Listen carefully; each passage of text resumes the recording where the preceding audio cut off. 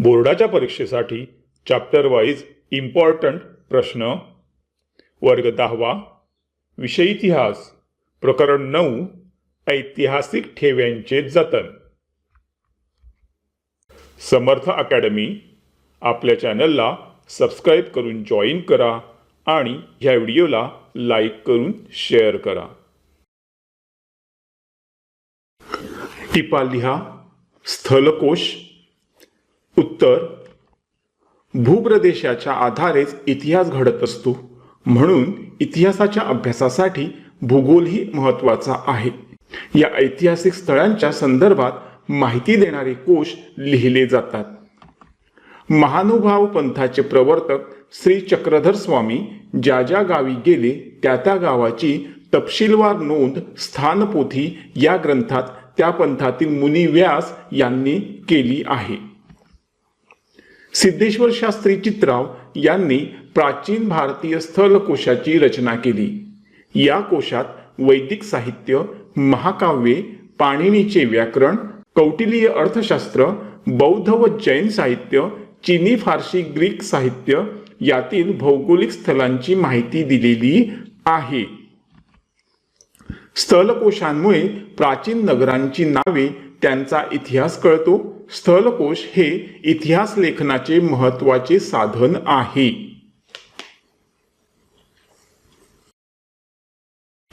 टिपा लिहा. लुव्र संग्रहालय. उत्तर: 18व्या शतकात पॅरिस येथे स्थापन झालेल्या लुव्र संग्रहालयाला फ्रेंच राजघराण्यातील व्यक्तींनी त्यांच्या कलावस्तू भेट दिल्या.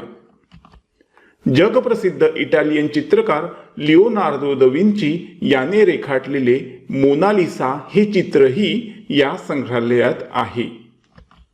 नेपोलियन बोनापार्ट याने आपल्या स्वाऱ्यांच्या दरम्यान अनेक राष्ट्रांतून आणलेल्या कलावस्तू या संग्रहालयात ठेवल्याने येथील कलावस्तूंचा संग्रह वाढला आहे.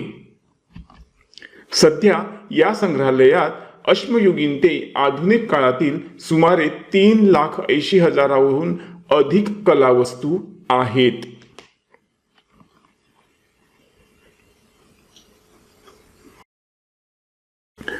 टिपा लिहा. भारतीय संस्कृती कोश. उत्तर: पंडित महादेव शास्त्री जोशी यांनी 1962 ते 1979 या प्रदीर्घ काळात भारतीय संस्कृती कोशाचे 10 खंड प्रसिद्ध केले. या कोशामध्ये त्यांनी संपूर्ण भारताचा इतिहास, भूगोल, भिन्न भाषिक लोक, त्यांनी घडविलेला इतिहास यांची माहिती दिलेली आहे. महाराष्ट्रीय आणि भारतीय संस्कृतीची तपशीलवार माहिती, लोकांचे सण उत्सव, पारंपरिक विचार, रूढी परंपरा या सर्वांची दखल या कोशात घेण्यात आलेली आहे. विविध ललित कला, पारंपरिक वस्तू, सण, देवता यांची वाचकाला कल्पना यावी म्हणून चित्रांचाही वापर करण्यात आलेला आहे. त्यामुळे वाचकांना, अभ्यासकांना आणि इतिहास लेखनालाही हे कोश उपयुक्त ठरतात.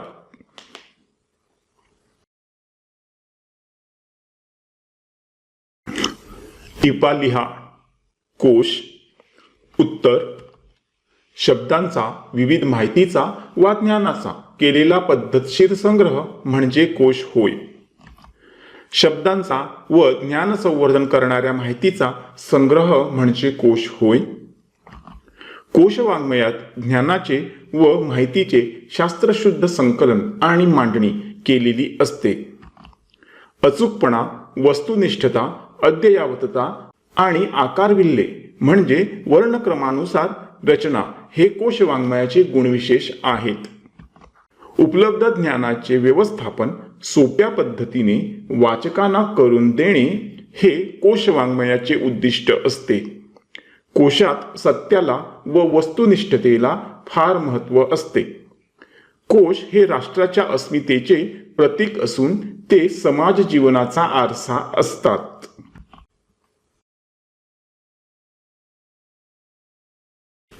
पुढील विधाने सकारण स्पष्ट करा. विविध विषयांमधील कृतींसाठी प्रशिक्षणाची आवश्यकता असते. उत्तर: इतिहास संशोधन करताना इतिहासाची साधने मिळवणे, मिळालेल्या साधनांच्या नोंदी करून त्यांची सूची तयार करणे ही कामे करावी लागतात. जुने ग्रंथ, हस्तलिखिते, पुरावस्तू यांची काळजीपूर्वक साफसफाई करून त्या जतन करून ठेवणे, त्या प्रदर्शित करणे ही जबाबदारीची कामे करावी लागतात.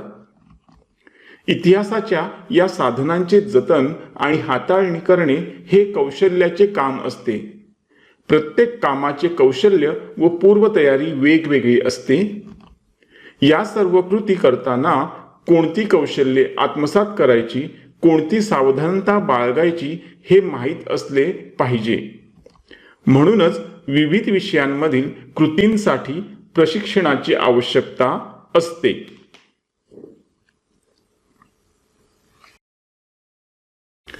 पुढील विधाने सकारण स्पष्ट करा. प्रत्येक भाषिक समाजात कोशवाङ्मय निर्माण होण्याची गरज असते. उत्तर: कोशांमुळे ज्ञान वाचकांपर्यंत पोहोचून त्यांची जिज्ञासापूर्ती होते. कोशांमधून ज्ञान, माहिती व संदर्भ सहज आणि सोप्या पद्धतीने मिळत असल्याने वाचकाला त्याचा अभ्यास करण्याची प्रेरणा मिळते. कोश संशोधकांना व अभ्यासकांना त्यांच्या विषयाचे पूर्वज्ञान व माहिती देतात.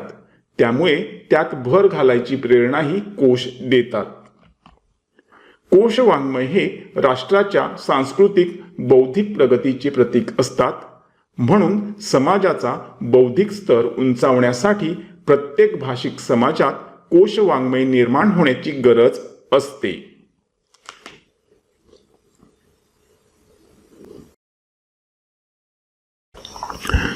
पुढील प्रश्नांची सविस्तर उत्तरे लिहा.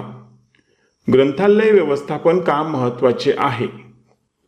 उत्तर: ग्रंथालय म्हणजे केवळ ग्रंथांचा संग्रह करणे नव्हे, संग्रह केलेल्या ग्रंथांचे व्यवस्थापन होणे महत्त्वाचे असते.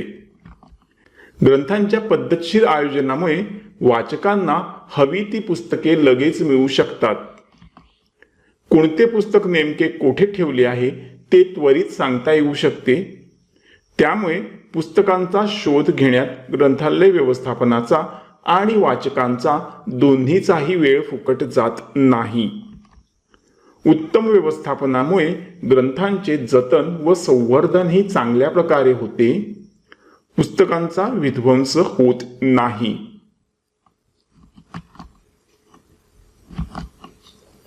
व्यवस्थापक जाणकार असेल तर ग्रंथालयात उत्तम दर्जाच्या ग्रंथाचे संकलन केले जाते. त्यामुळे चोखंदळ वाचकांना उत्तम दर्जाची पुस्तके मिळू शकतात. एकाच प्रकारच्या विषयाच्या पुस्तकांचा संग्रह न होता विविध प्रकारच्या पुस्तकांना ग्रंथालयात स्थान मिळते.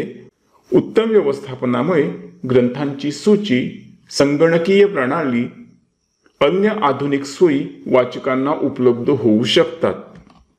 कल्पक व्यवस्थापक ग्रंथालयात वाचक वर्ग वाढवण्यासाठी ग्रंथांचे प्रदर्शन भरवणे, जाहिरात करणे अशा विविध मार्गांचा अवलंब करून ग्रंथालयाचा विस्तार करतात.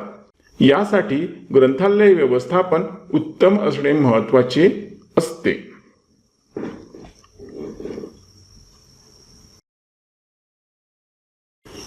पुढील प्रश्नांची सविस्तर उत्तरे लिहा. अभिलेखागाराच्या व्यवस्थापनात कोणती कामे महत्त्वाची असतात?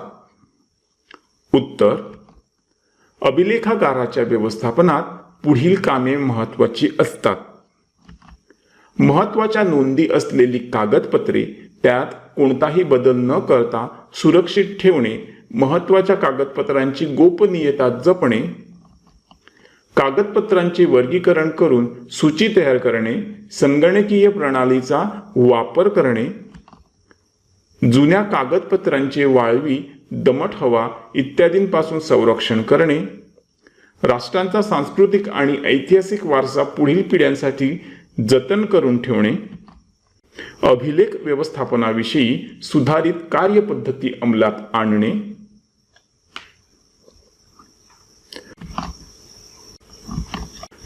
विभागीय आणि स्थानिक अभिलेखागारे स्थापन करणे, अभिलेखागाराची दैनंदिन कामे सुकर होण्याच्या दृष्टीने यंत्रणा निर्माण करणे, मागणीनुसार कागदपत्रे शासनाला व नागरिकांना उपलब्ध करून देणे, मागणीनुसार कागदपत्रे शासनाला व नागरिकांना उपलब्ध करून देणे, महत्त्वाच्या बाबी लोकांपर्यंत पोहोचवण्यासाठी नियतकालिके व अन्य प्रकाशने प्रसिद्ध करणे.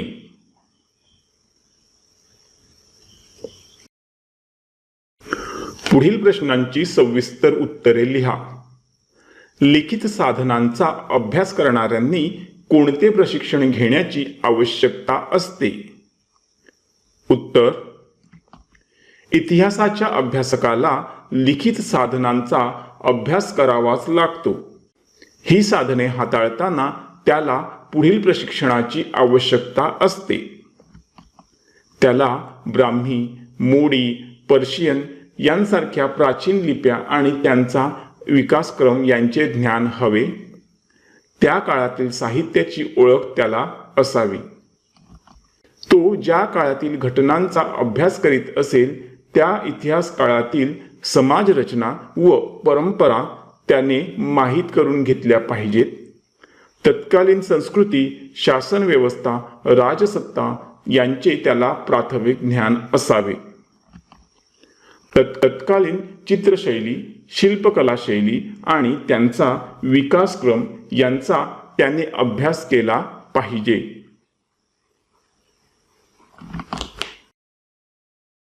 जे प्राचीन दस्तऐवज तो हाताळणार आहे त्या कागदांचा प्रकार, शाई व रंग, भुर्जपत्रे इत्यादींबाबत त्याला माहिती असावी.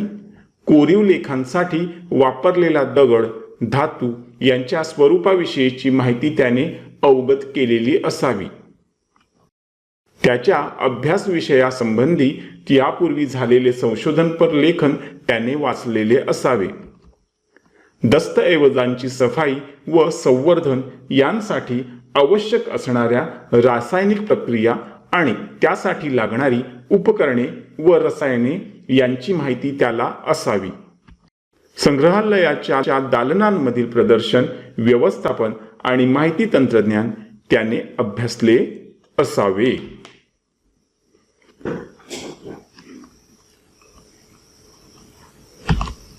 इथे आपला हा व्हिडिओ कंप्लीट झालेला आहे. तुम्ही आपल्या चॅनलला आठवणीने सबस्क्राईब करा, ह्या व्हिडिओला लाईक करा आणि ह्या व्हिडिओला तुमच्या मित्रमैत्रिणींसोबत शेअर करा आणि कमेंटमध्ये लिहा श्री स्वामी समर्थ.